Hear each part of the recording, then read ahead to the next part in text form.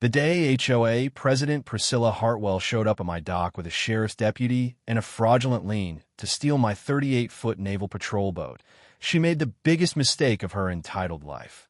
Picture this. It was 6 in the morning, fog rolling thick off the Oregon coast. The rhythmic clank of rigging against masts mixed with that familiar diesel and kelp smell that felt like home to any sailor. I was out there polishing brass on my restored Coast Guard cutter. 3 years of blood, sweat, and my entire inheritance poured into this beauty when I heard designer heels clicking on the weathered dock planks like a death march. What would you do if your HOA president tried to hijack your $80,000 boat because you planted the wrong bushes? By the time that judge finished with her, Priscilla had lost her house, her marriage, and $350,000 she didn't have. But this nuclear revenge story started with something as simple as native plants. My name is Marcus Reed. At 52, I thought I had earned some peace after 24 years in the Navy as an electronics technician. I lost my wife Sarah to cancer 3 years earlier and inherited this little slice of heaven from my Uncle Pete, a weathered cottage on Sunset Cove, Oregon, where the Pacific crashes against black rocks and the air tastes like freedom. The boat was my lifeline. Uncle Pete left me just enough to buy this decommissioned Coast Guard cutter from government surplus.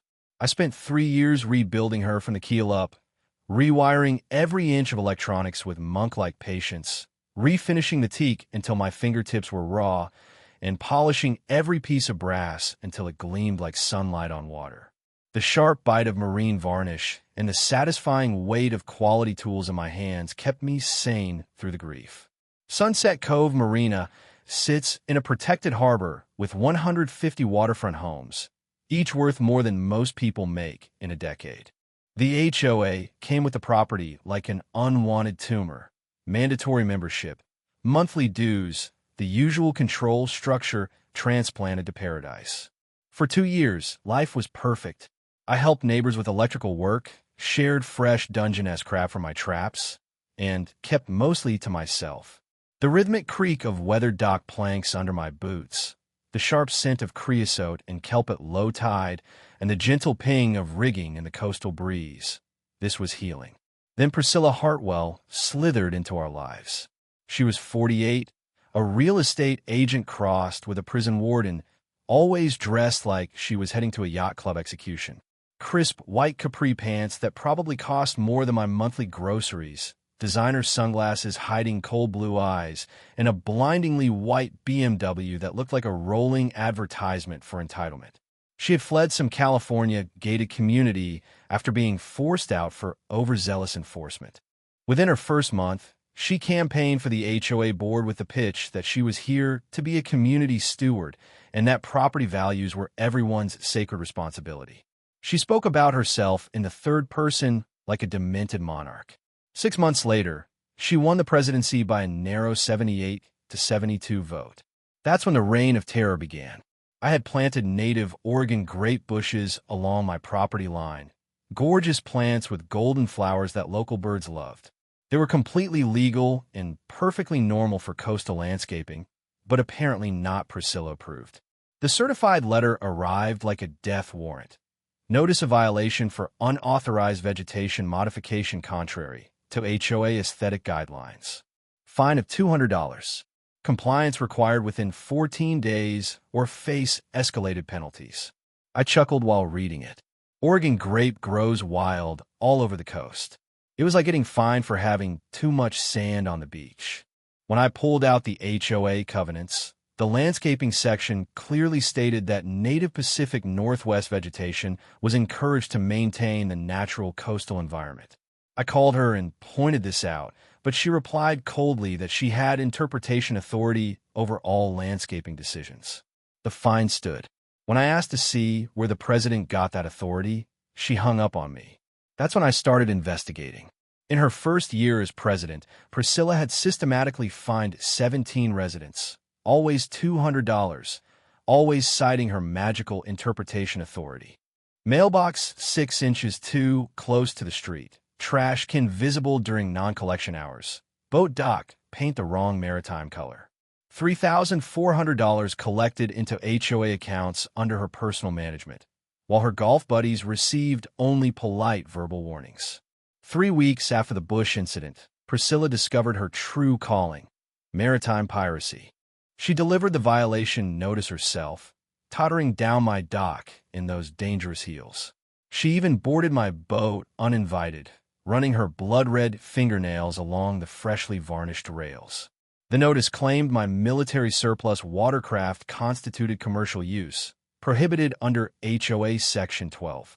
3. Vessel removal required within 30 days or face $500 daily penalties. I checked the covenants again. Section 12. 3. Clearly permitted recreational watercraft at private docks, subject only to reasonable size and safety restrictions. Nothing about commercial use, nothing about military origins. But Priscilla had hired a maritime lawyer to find loopholes. She planned to create enough legal confusion to justify seizing my boat while I fought through months of appeals. My counterpunch came from my Navy training: gather better intelligence. I drove to the Newport Coast Guard station and spoke with Chief Petty Officer Martinez, who had handled my boat's transfer. He laughed so hard he snorted coffee when he read her letter. The moment the boat received recreational registration and left military service, it became a pleasure craft, plain and simple. He stamped my documentation and confirmed that plenty of people owned converted military vessels for recreational use. I found local allies who understood Priscilla's game. Harold Brennan, 3 houses down, had been documenting every HOA meeting with obsessive precision. Audio recordings, financial discrepancies, and color-coded charts of her selective enforcement. Elena Vasquez, a property law attorney, had received her own $200 fine for growing basil and oregano in window boxes and was furious enough to offer free legal advice. Bobby Kowalski ran the Marina's boat service and knew every vessel classification in federal law. He was ready to testify that Priscilla wouldn't know a naval cutter from a rubber dinghy. Armed with federal documentation and growing witness support, I felt confident calling her bluff. Then she launched her nuclear option, a certified letter carbon copied to all 150 homeowners announcing a property lien for accumulated penalties totaling $2,700. Fraudulent liens could cloud my title for months, forcing me to sell or refinance just to cover legal fees. That night, listening to waves lap against the dock like funeral drums, I realized this wasn't about property values. It was systematic extortion disguised as civic duty. The next morning, I declared war. Priscilla's desperation soon showed. I found a manila envelope duct taped to my door containing backdated HOA board meeting minutes, claiming an emergency session had unanimously voted to ban all military surplus vessels. The document looked official with letterhead, signatures, and a notary stamp, but the signatures were obvious forgeries, including Harold's, who was sitting in my kitchen drinking coffee when I showed it to him. I called the other board members. One had been in Maui, another at his father's deathbed in Portland, and the third laughed until she choked at her forged signature. Priscilla had broken into the community center at night to create the fake document. But she didn't stop there. She filed the fraudulent lien with the county recorder's office, officially clouding my property title. The monthly HOA meeting turned into civil war. 200 residents packed a room designed for 50. When Harold waived the forged minutes and Elena demanded the specific covenant section allowing meetings without notice, Priscilla's face turned red. Bobby stood up and defended my boat as safer than half the weekend warriors' vessels in the harbor. The room exploded with neighbors sharing their own stories of $200 fines for wind chimes, rose bushes, and wrong mailbox paint. The next morning, I hired forensic accountant Jennifer Walsh. 3 days later, she called with numbers that hit like a sledgehammer. Over 3 years, Priscilla had stolen $67,000 from the community. She created a fake consulting company to launder the money and use stolen HOA funds to pay legal fees for her husband Reginald's SEC investigation. Our community had become her personal criminal ATM. I delivered the forensic report to the FBI, Oregon Attorney General, and IRS simultaneously. Priscilla responded by vandalizing my boat at night. Dock lines severed, brass fittings smashed, and Die Nazi carved into the hull. Then came anonymous flyers with doctored photos accusing me of being a dangerous armed veteran. She filed 6 false police reports in 4 days, triggering repeated visits from frustrated deputies. The emergency HOA meeting she called to address security threats backfired spectacularly. Harold presented 3 years of evidence, and Elena announced that Priscilla was already under federal investigation for racketeering and money laundering. The FBI had raided her house that morning. Reginald tried to intimidate Harold, but was stopped by Bobby. The room turned against her completely. Reginald secretly recorded his wife for 8 months to protect himself and handed the devastating audio files to the FBI. Priscilla bragging about bleeding stupid neighbors dry, admitting she forged signatures, and laughing about using HOA funds for their legal bills. Those recordings also captured her admitting she never read the HOA bylaws, which contained a clause making board members who commit fraud personally liable for triple damages. The calculations were brutal. $67,000 stolen became $201,000 in triple damages, plus attorney fees, court costs, and punitive awards that pushed her total personal liability over $350,000, more than her house and savings combined. Priscilla's descent accelerated. She sabotaged my boat with severed fuel lines, turning it into a floating bomb, and carved "Last Warning" into the cabin. Security footage clearly showed her in black clothing with professional tools.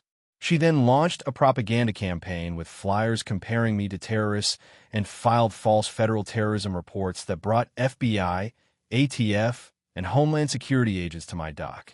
Instead of isolating me, her insanity unified the neighborhood. When she attempted to kidnap 82-year-old Mrs. Patterson in broad daylight, grabbing her by the hair and trying to drag her into the BMW, Bobby tackled her to the ground. That was the final straw. At the federal detention hearing in Portland, the courtroom overflowed. Judge Patricia Brennan reviewed the 27 felony counts: racketeering, mass identity theft, arson, witness intimidation, attempted kidnapping, and operating a criminal enterprise. When Priscilla had a complete meltdown, shrieking that she was the victim and that she had protected property values, the judge remanded her to federal custody without bail. I stood up in the gallery and said, "Your Honor, Priscilla Hartwell spent 3 years proving that power without accountability is organized crime. Today she learned that justice without mercy is called consequences." 6 months later, Priscilla pleaded guilty to avoid life in prison and received a 25-year sentence. The civil judgment awarded victims $1.2 million. Her waterfront mansion sold at auction. Her BMW became a sheriff's patrol car, and her designer clothes went to shelters. The community reformed its HOA with strict term limits, mandatory audits, and transparent accounting. Elena's practice grew as she helped other communities fight corrupt boards. Harold became the new president. Mrs. Patterson founded a statewide watchdog group, and my boat now takes local kids on educational cruises every weekend. The nightmare ended, and Sunset Cove became stronger than ever. Power without accountability always collapses when good people finally stand together and document the truth.